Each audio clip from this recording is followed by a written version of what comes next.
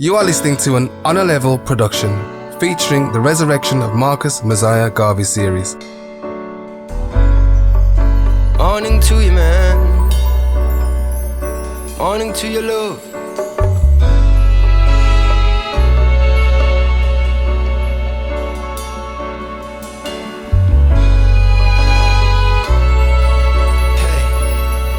Hey, I say, Africa must wake up, the sleeping sons of Jacob, for what tomorrow may bring. May a better day come. Yesterday we were kings. Can you tell me, young ones, who are we today?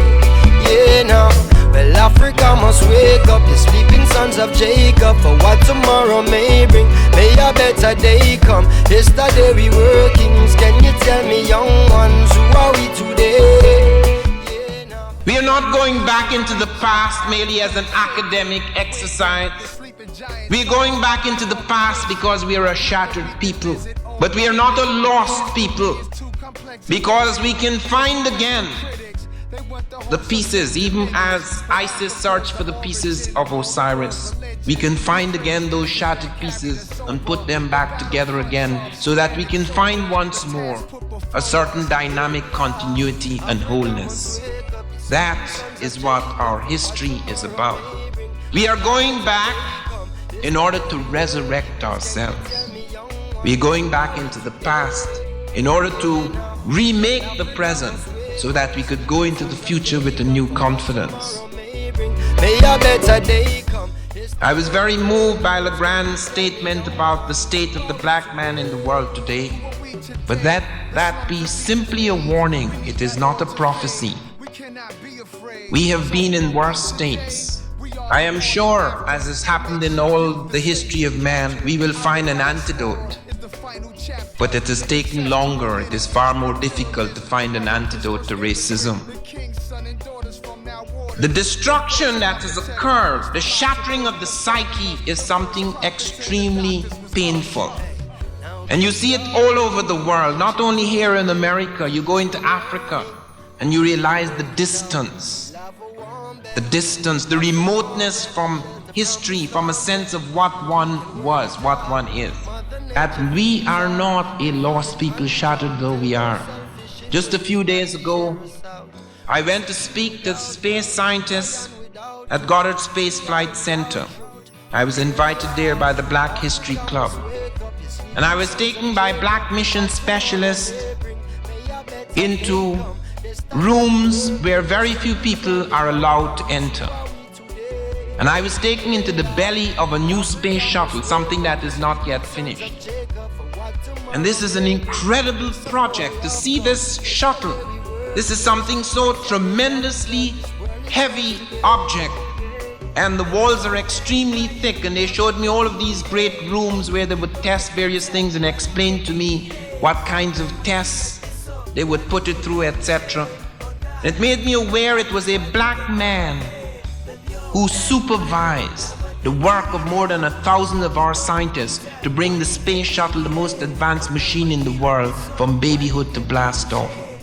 It is not only the distant past that we have forgotten. Few of us are aware of what is happening today.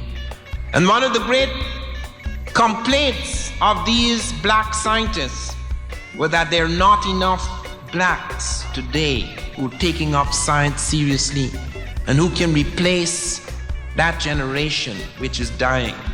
You are listening to an Honor Level production featuring the Resurrection of Marcus Mosiah Garvey series. And you have to become aware of the fact that one of the most frightening things, apart from any disadvantages we may suffer, one of the most frightening things we find in many of our young people is they have lost a sense of worth. They've lost a sense of seriousness. They've lost a sense of the capacity and potential that lie within them, because they have been crushed far too soon by the appearance of impotence and powerlessness. Only history can bring that back. You cannot look at the plane of the present time and recover that sense of power and worth. Africa must wake up, you sleeping sons of Jacob, for what tomorrow may bring. May a better day come. Yesterday we workings. Can you tell me, young ones, who are we today? Yeah, Lord. Well, Africa must. Welcome to Black History Month. A warm greetings to listeners and all members of our community. Yesterday we workings. I tell you, young blood, this world is yours today. For the first time ever, you are going to gain a special insight into the philosophy and opinions of one of the greatest men to have ever walked this earth. We've been celebrating a remarkable life and legacy throughout the 31 days of October as we bring you the resurrection of Marcus Mosiah Garvey, a series which will be presented by me, Jermaine Brown, featuring 31 brothers from across our community, all chosen to resurrect different speeches, articles and essays from Marcus Garvey daily. Now, before we get into today's main speech, here's some important information that you need to know about the man, the myth, the movement and the legend. Marcus Mosiah Garvey was the founder and organizer of the largest independent black movement in the world, the Universal Negro Improvement Association and the African Communities League. At the heights of success, the organization had a worldwide membership of over 11 million subscribed members. Now, this was an excellent feat, especially when we consider that this happened during a time of no smartphones, no internet, and no social media, and during the midst of 2 world wars. Yet he dared to travel the world, even to non-English speaking regions, spreading his message of self-love and empowerment. Now, this was at a time when it was particularly dangerous for black men and women to wander outside of their own homes. But these factors did not stop the man and the movement, for he had at his disposal an unmatched confidence. He did not fear failure. He did not care about the laughter and the ridicule hurled at him, for he had a fearless passion for the advancement of black people worldwide that fueled his mission. Now, I'm intrigued to know more about the mind of this man and how he accomplished so much. What can I take from him that I can apply to my life today? I wonder. This is program 23 of our series. Today's speech was delivered June 8th, 1929. In this speech, Garvey says that today, I may be speaking to a future master of music, a great architect, philosopher, leader or statesman, a great industrial captain. It was printed in the UNIA's newspaper, Blackman's Newspaper to be exact. Today's speech is titled, A Philosophical Approach to Life.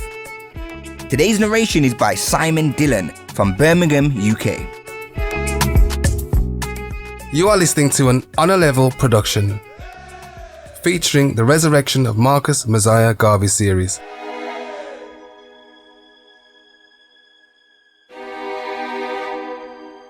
I want you to remember these words and apply the philosophy of them in your daily life. Most of us go through life blaming our stars, attributing our disappointments, our setbacks to someone or to some invisible cause. Superstition. Brutus blamed the stars. He thought his star was one of ill omen, so he blamed everything on his ill luck to the fate in his star. But we have Shakespeare's advice.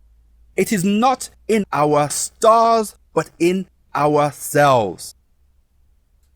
Most of the things we attribute to causes apart from us could be remedied by knowing ourselves better. Really, man is the maker of his world, the creator of his own opportunities. If we could get the Negro people all over the world to realize this, that in the individual himself lies the remedy for nearly every ill that he suffers from, that in the individual himself is that resident power that can be turned to usefulness for permanent good. What a change there would be! The realization of this makes one man great, makes the race successful and powerful, while the lack of this reasoning makes a man impotent, helpless, blaming all and sundry for his fate. It makes a race incompetent and incapable, of successfully competing with others, thus meriting the misfortunes and misery attendant upon such lack of reasoning and healthy thinking that brings about inward power and the urge to utilize it for progress in life. I hope I can impress on you the fact that you can be a new man, a new race, if you use your God-given powers. You can excel in all things and overcome the evils of other men and be what God intended you to. Happy, industrious, progressive, and courageous. All that you see in creation, all that you see in the universe are but the results of man's power. When that power is fully appreciated, when that power is fully organized, the difference between people brings us to the point where one man, realizing himself and his power, will stick stubbornly to the accomplishment of the task he set out to do, until he does it or attains his objective. That is the man or the personality which has used his objective power to bring within his grasp all that he needs. He is a beacon light in our civilization and our world. He is the successful man on the hilltop. He is the prosperous man on the plains. He is the good citizen that everybody knows and to whom everybody goes. He has used his power to help himself, and in turn he helps others. The condition in which we as a race find ourselves today is not altogether caused from external forces or power, but largely because we accepted our mean, low position in life and have not in a big way exerted ourselves to shake off our misery and poverty, always depending on others alien to us to change conditions for us. Men, look within and not without at others. Harness your powers. Get together among yourselves and cooperate to change all that keeps you down and the other fellow above you.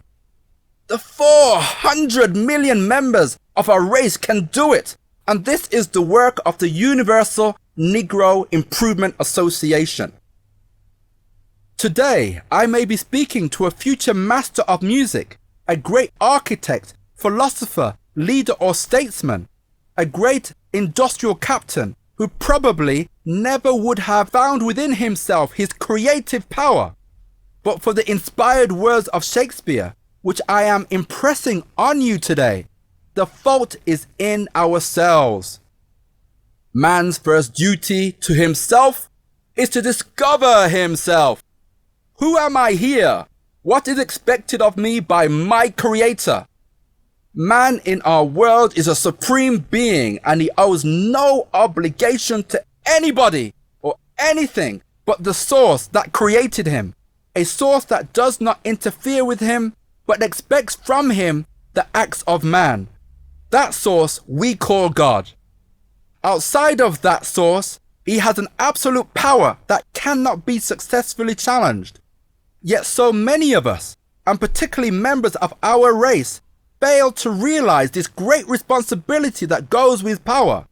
We must stand on our own 2 feet and face all challenges, circumvent the evils that necessarily will beset us, overcome the obstacles, and push forward to our goal.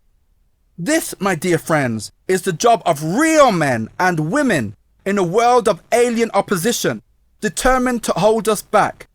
Live up to God's expectation of us as his children and enjoy the fullness of this earth while we are here. The hereafter depends on our achievements now to lift our souls to heavenly glory. Nature is free and ever willing to yield to intelligence, ever willing to give up her secrets, her wealth, her power to men capable of harnessing them and utilizing them. And that is why there is a difference in the condition of people in the world today. Those who understand themselves and use their powers to subdue and subjugate others and things, while others, like our race, look to others to take care of us, give us jobs and direct our lives naturally to suit themselves. That is why the Universal Negro Improvement Association is changing the thinking of the Negro everywhere to do for himself, to help himself and those who look like him, to unite the 400 million to fulfill their God-given potentialities. The determination of man using his power is great. He can chisel down the mighty Himalayas if he sets his mind to it. He can invent machines to level mountains, bridge mighty rivers, and carve out roads through the jungles in a short time. The things we see around us, so convenient to our use, were thought impossible 500 years ago. Then nobody thought that a man could fly in a machine from New York to Paris or similar distances. But man, looking at the birds in flight, the insects circling in the air, said to himself, if they can do it, why can't I? So he applied himself to the task, and after many years of trial and failure, he persisted until he was able to perfect the flying machine, which we call the aeroplane today, flying in the air at great speed and at great heights. Many years ago, man lived almost in darkness at nights. Except for the stars and the moon outside, in his home he depended on grease and oil with flax. The flintstone was his matches. But today, after years of experimenting from stage to stage, we have electricity, the final phase of it through the genius of Thomas Edison and other men in other countries of like mind and patience to perfect an idea. Today you can see me from a distance, and I can see you because of the power of light, the result of men's intelligence, diligence, patience and courage in also harnessing the forces of nature to serve humanity. To the drifters and derelicts on this mighty ocean of life, I appeal to you. Stop being the underdogs and footstools of others. Stop complaining, whining and talking about bad luck and misfortune. Shake yourself, get up, and with God in your heart, go out and try to overcome the ills around you and create as you go, depending on your latent inner forces to motivate your actions and words. Remodel yourselves, remake yourselves mentally and spiritually. Place responsibility in your own two hands. You are responsible for what you are. You are responsible for what you want to be. And in the final analysis, you are responsible to your Creator for having failed or achieved His purpose for you. We want to see the Negro highly developed, seeking to discover hidden forces in nature, harnessing them to his will for the good of all. It is a good thing that our civilization has not reached its apex. There are many mysteries to be solved, many discoveries to be made right here on this planet. And the Negro must do his share of intelligent thinking in probing these secrets and bringing them to practical usefulness. You have slept mentally for so long, longer than other races, that you should be in a better shape to project ideas, theories and plans than others. This is the time for black men to make their distinct contribution to this civilization and let history record it truthfully. There is nothing in Imperial Germany, Britain, France or Japan or rising China that cannot be done by man's supreme intelligence, so that when you, the world's underdog and the world's incompetent, poverty-stricken people, rise to the intelligence of efficiency and self-determination and discover yourselves as a capable people, a self-reliant race, determined to use your latent powers for your own progress and your own development, and you start out sincerely and honestly to do it, I believe that in another 35 to 50 years, you may become leaders of this civilization. You have the potential.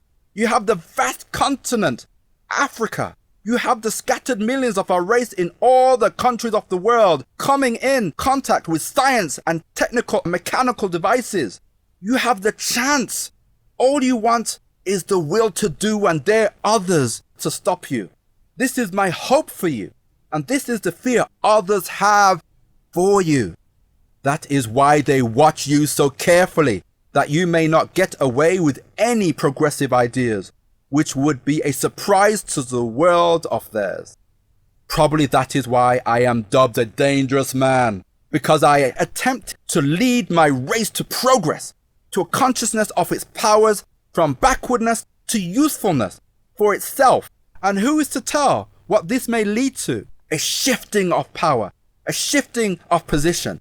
The man lowest down will rotate to the top position. It is the will of God, because the black man is not vindictive, but benevolent and kind. The world will be a better place for all to live in and enjoy.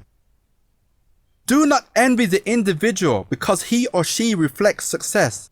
He or she is making the race stronger by that intelligence and that success.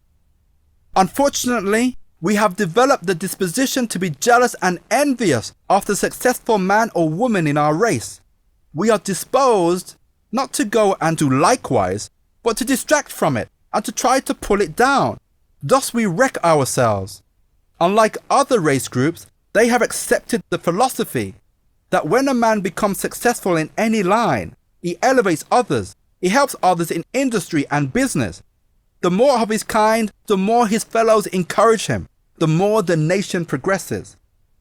Let us get out of our hearts the enmity we have for others of our kind because of their progress. Let us get out of our minds the false belief that nothing but God can change our condition. He can only work through ourselves. Therein lies power. All the things we see, man's prosperity, success, man's happiness, are not creations or achievements of a day, but the results of continuous application and experimentation. We talk about Africa redeemed. We talk about African independence, Negro emancipation.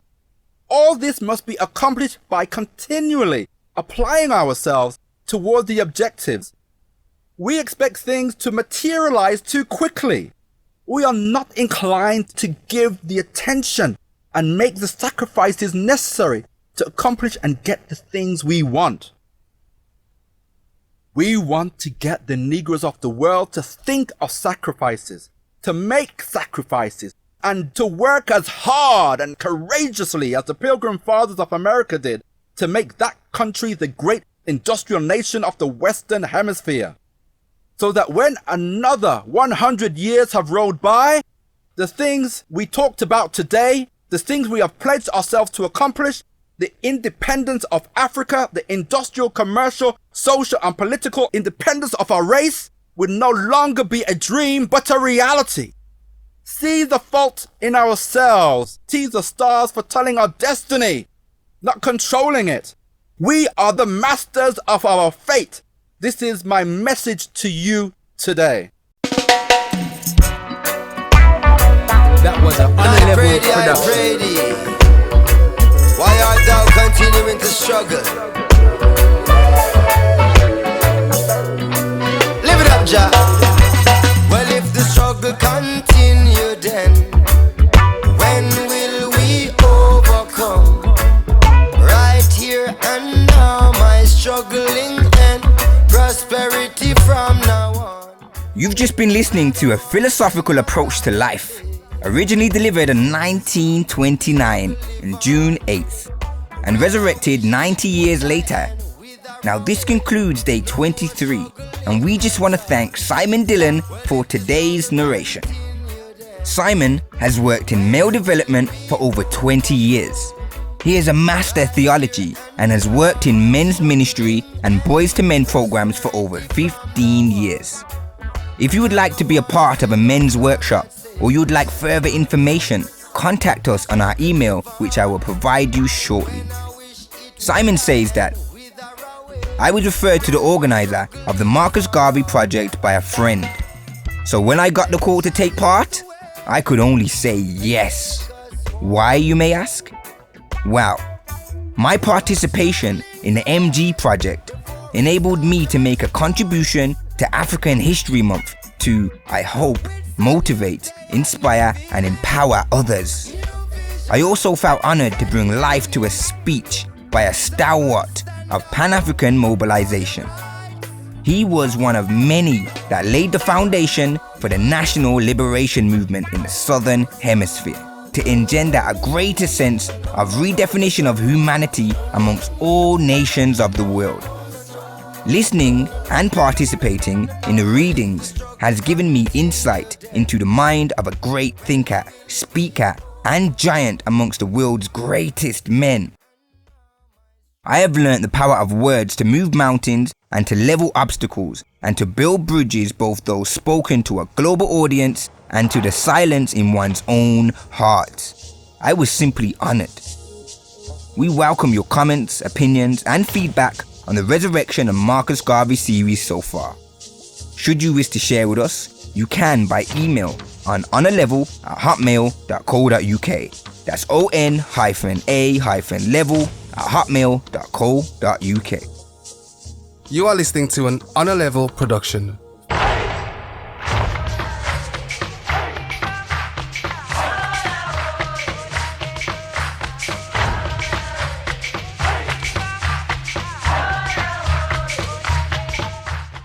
As you know, in this series, we are paying homage to Marcus Mosiah Garvey, as Black History Month is all about celebration. So join me to give a few shout outs, starting with Garvey's parents, Mama Sarah Jane Richards and Pops Marcus Garvey Sr. We also want to pay homage to those esteemed ancestors who paved the way for Marcus to appear on the world stage. We also pay homage to the graduates of the School of African Philosophy and all of the founding members and supporters of the UNIA. Last but not least, we pay special homage and tribute to his esteemed wife, Amy Jakes Garvey, who was a formidable leader in her own right. Mrs. Garvey kept her husband's legacy alive, and it is partly because of her loving efforts that we can share this groundbreaking series with you today. Tune in tomorrow at the same time for the Resurrection of Marcus Mosiah Garvey, with me, Jermaine Brown. I'm going to leave you with the famous anthem that Marcus Garvey and the UNIA members had wanted to be adopted as the universal anthem for Black people across the globe. Let's take a moment to listen and feel free to wave your red, black and green flag should you have one. Up to my hearing, you can accomplish what you will.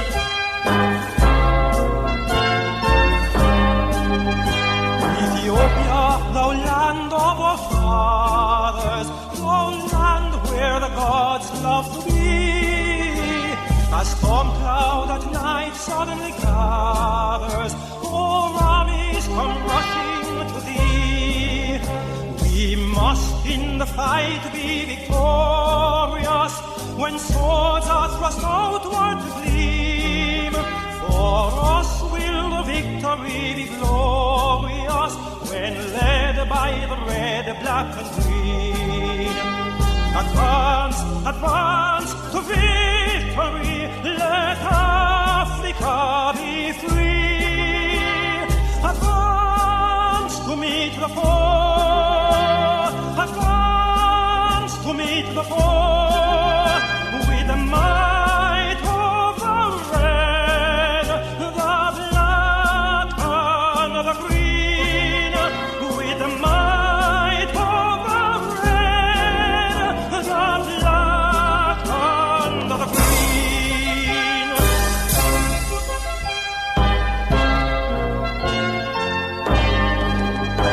O Jehovah, thou God of the ages, grant unto our sons that need the wisdom thou gave to thy sages when Israel was sore in need. Thy voice to the dim past has spoken, Ethiopia shall stretch forth her hand.